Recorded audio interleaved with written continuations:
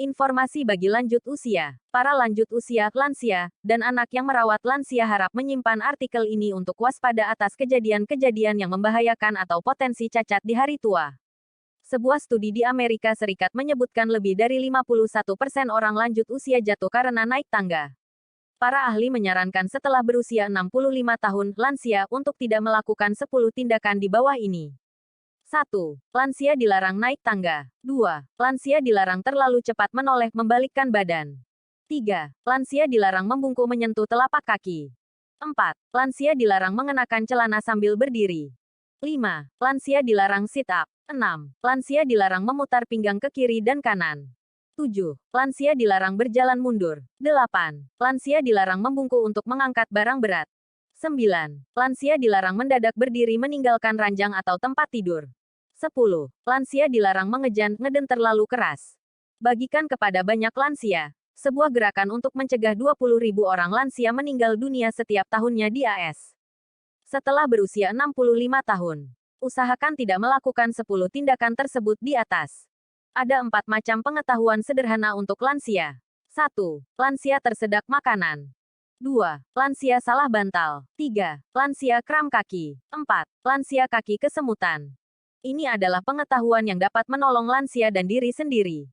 Cara pertolongan sebagai berikut. 1. Tersedak makanan.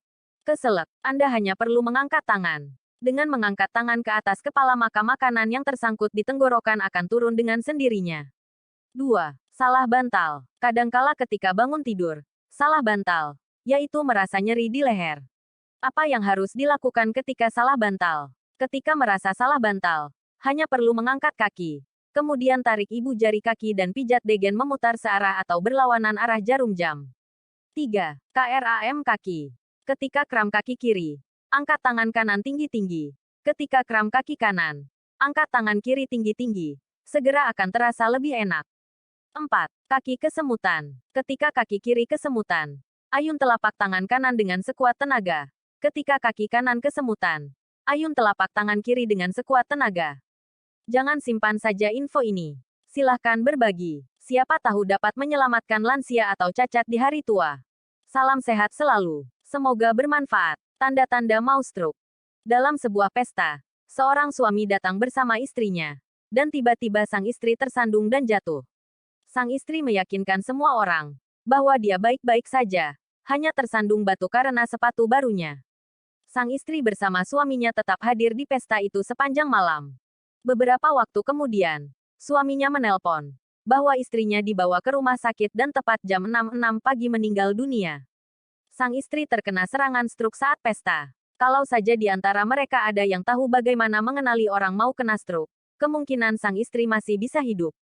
Seorang neurolog menyatakan bahwa penderita stroke dalam 3 jam pertama serangan dapat sembuh total sama sekali.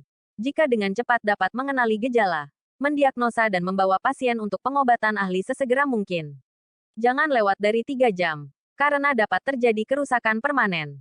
Cara mengenali stroke. Menghafal SBA. Para dokter menyatakan orang terdekat dengan si penderita dapat mengenali stroke dengan menanyakan 3 pertanyaan sederhana.